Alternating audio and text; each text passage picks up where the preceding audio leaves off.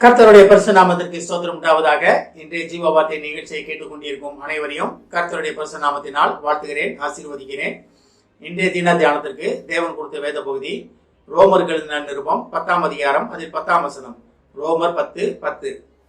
நீதி உண்டாக இருதயத்திலே விசுவாசிக்கப்படும், ரட்சிப்பு உண்டாக வாயினாலே அறிக்கை பண்ணப்படும். இன்றைய தினம் தேவ நீதியின்படி நடப்பதற்காக தேவன் உங்களை அழைக்கிறார்.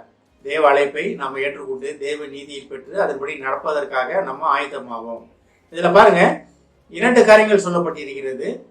ஒன்று, நீதி உண்டாக இருதயத்திலே விசுவாசிக்கப்படும், அடுத்து ரட்சிப்பு உண்டாக வாயினாலே அறிக்கை பண்ணப்படும் அப்படின்னு.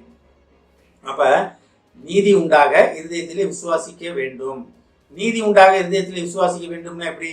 நிறைய பேர் சுய நீதியை நம்பிக்கிட்டு இருக்கவங்க இருக்காங்க. நான் பண்றதெல்லாம் சரி, அடுத்தவங்களை பத்தி எந்த கவலையும் கிடையாது, நான் ரைட்டு, நான் பண்ணுவதே சரி, அடுத்தவங்க என்ன பண்ணாலும் அதை பற்றி எனக்கு கவலை கிடையாது, அவங்க கஷ்டப்பட்டாலும் எனக்கு கவலை கிடையாது, என்னால் நிமித்தம் கஷ்டப்படுறாங்களா அது என்னோட பிரச்சனை கிடையாது, அவங்க பிரச்சனை. என் பிரச்சனை நான் நல்லா இருக்கணும், நான் ஜாலியாக இருக்கணும், நான் என்ன வேணால் பண்ணுவேன், எப்படி வேணால் நான் நடப்பேன். இதுதான் தேவ நீதிக்கு எதிரான நீதி, உலக நீதி.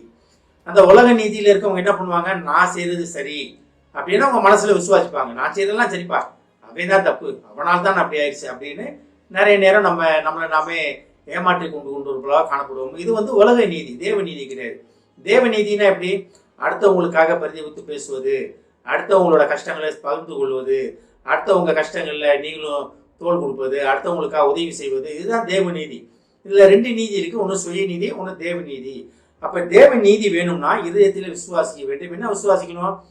பழைய வாழ்க்கையில் இருந்த என்னை தேவன் ரத்தம் சிந்தி மீட்டு கொண்டார், அவர் தேவ ரத்தம் என் மேலே தெளிக்கப்பட்டிருக்கிறது, இயேசுவின் ரத்தத்தால நான் குணமானேன், சுகமானேன் அப்படின்னு விசுவாசிக்க வேண்டும். எனதுக்காக, எனது மீதுக்காக இயேசு கிறிஸ்து பலியானார் அப்படின்றது விசுவாசிக்க வேண்டும். அதை விசுவாசிக்காட்டி ரட்சிப்பு கிடையாது. அதை விசுவாசிக்காட்டி உங்களுக்கு புதிய வாழ்க்கை கிடையாது. பழைய வாழ்க்கையிலே பழைய காரியங்களிலே நம்ம உழண்டு கொண்டே இருப்போம்.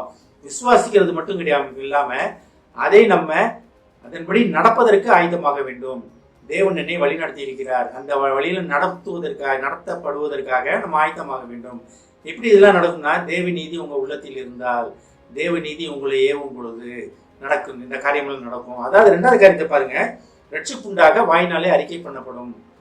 அப்ப விசுவாசமும் ரட்சிப்பும் 2 ஒன்று தான். விசுவாசத்தினால் ரட்சிப்பை கொண்டு, விசுவாசத்தினால் ரட்சிப்பை கொண்டு நீங்க புதிய மனிதனா மாறுறோம். நம்ம இதை நம்ம பார்க்குறோம். நம்ம அந்த விசுவாசம் தான் உங்களை ரட்சிப்பின் பாதையிலே நடத்தும்.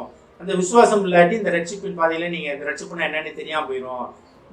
அதாவது ரட்சிப்பு உண்டாக வாயினாலே அறிக்கை பண்ணப்படும் அப்படின்னா, வாயினால என்னத்தை அறிக்கை பண்றீங்க? நீங்க எனக்காக மரித்த இயேசு உண்டு, எனக்காக, எனது பாவங்களுக்காக, எனது பழைய வாழ்க்கையிலிருந்து என்னை புதிய மனிதனாக மாற்றுவதற்காக இயேசு கிறிஸ்து பலியானார், அவரை தேவன் மரித்தோரிலிருந்து எழுப்பினார். இதை நம்ம விசுவாசித்து வாயினாலே அறிக்கை செய்ய வேண்டும். அப்ப அறிக்கை செய்யும் போது எப்படி இந்த அறிக்கை வரும்?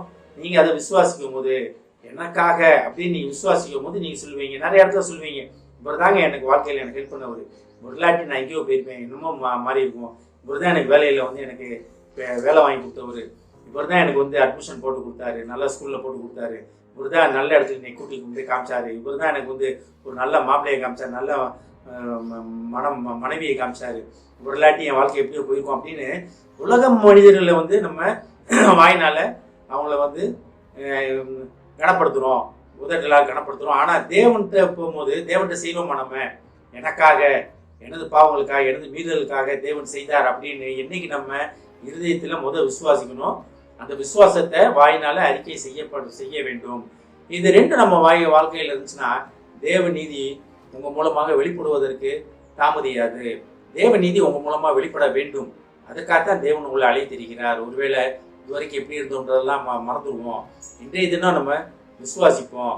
நீதி உண்டாக இருதயத்திலே விசுவாசிக்கப்பட வேண்டும்னா நம்ம விசுவாசிப்போம். தேவ நீதி என் இருதயத்தில் இருக்கிறது. இனி பழைய வாழ்க்கையிலிருந்து தேவன் அவர் ரத்தத்தை செலுத்தி, ரத்தத்தை சிந்தி, என் மேல சிந்தி, ரத்தத்தை தெளித்து என்னை புதிய மனிதனாக ஆக்கியிருக்கிறார் அப்படின்னு அந்த தேவ ரட்சிப்புக்குள்ள நம்ம நடப்பதற்காக நம்மளாமே ஆயத்தப்படுவோம். கர்த்தர் இன்றைய தினம் உங்களை கொண்டு மிகப்பெரிய காரியங்கள் செய்ய போகிறார். ஆமென். ஜெபிப்போம். தகப்பனே, தேவன் நீதியின்படி நடக்க எங்களை அழைக்கிறீர் ஆண்டவரே, அதை விசுவாசிக்க அழைக்கிறீர் ஆண்டவரே. ஏஸ் தகப்பனே, இது எங்களுக்குள் இருக்கிறது ஆண்டவரே, ஆனாலும் அதை நாங்கள் புரிந்து கொள்ளாமல் இந்த விசுவாசத்தின் பாதையிலே நடக்காமல் இருக்கிறோம் ஆண்டவரே. வழி நடத்தும் அப்பா. அதை கேட்டுக்கொண்டு இருக்கும் ஒவ்வொரு விசுவாசியும் ஆசீர்வதிக்கிறோம் அப்பா. ஒவ்வொரு குடும்பத்தையும் ஆசீர்வதிக்கிறோம் ஆண்டவரே. ஏஸ்தாப்பனே, குடும்பத்திலே உள்ள ஒவ்வொருவரையும் ஆசீர்வதிக்கிறோம் அப்பா. அவர்கள் தேவ நீதியால் நிரப்பப்பட உதவி செய்யும் ஆண்டவரே. முழு குடும்பமும் உண்மை ஏற்றுக்கொண்டு உமக்கு சாட்சியாக அவர்கள் நடக்கப் போவதற்கான நன்றி ஆண்டவரே.